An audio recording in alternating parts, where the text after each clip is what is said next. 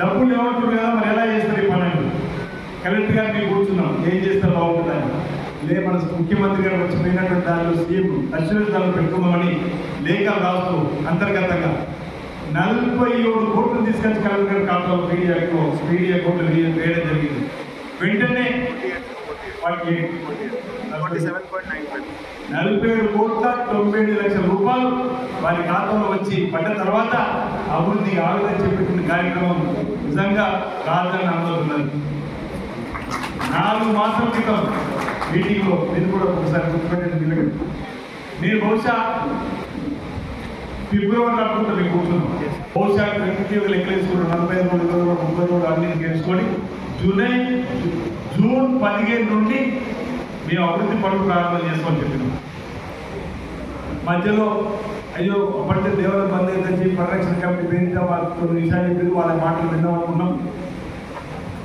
జరుగుతూ ఉంది. కానీ నిజంగా రాజధాని అనుమతి ఎందుకంటే జూన్ 15 రోజు నాడే మా మున్సిపల్ శాఖకు సంబంధించినటువంటి షాపులను తొలగిస్తూ మన అభివృద్ధి పనులు ప్రారంభం చేస్తాం. అంటే రాజధాని అనుమతి దొరికిందో చెప్తుంది. అది కాకతాళీయమో 6 నాలుగు కింద సోమవారం ఏదని చెప్పించింది మాకు తెలియదు. కానీ మీ ఊహించిన జూన్ 15 నాడు చేసినటువంటిది తెల్లవారు ప్రెస్ మీట్ చెప్పిన అన్నా మీరు జూన్ 15 అన్నది జూన్ 15 ప్రారంభం చేసినట్టు.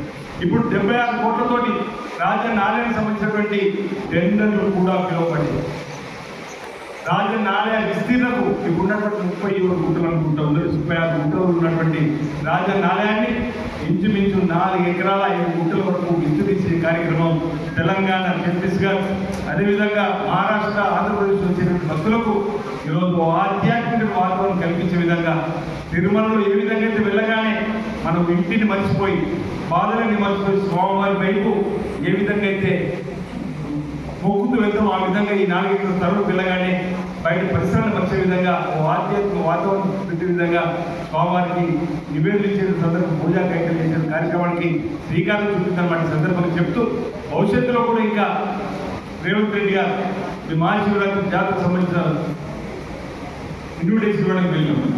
తొందరగా పనులు చేపట్టండి అని చెప్పిన మాట అంటే ఎంత ఉదాహరణ స్వభావం ఎంత కమిట్మెంట్ ముఖ్యమంత్రి గారు అని చెప్పే మాట. ఇటీవల లంపీ స్కిన్ వ్యాధి వచ్చి భక్తులు ఇచ్చినటువంటి కోడలు 1-2 చనిపోతున్న సందర్భంలో వారి దృష్టికి రాగానే ఒకటే మాట చెప్పిన తర్వాత కలెక్టర్ గారు చెప్పండి మన అతిపెద్ద గోశాల రంగారెడ్డి జిల్లాలో మోయిన్బాద్లో 100 ఎకరాలకు తీసుకుంటున్నా మీ దగ్గర కూడా 40-50 ఎకరాలకు తక్కువ కాకుండా చూడండి మనం కూడా గోశాల నిర్మాణం చేసుకుంటాం.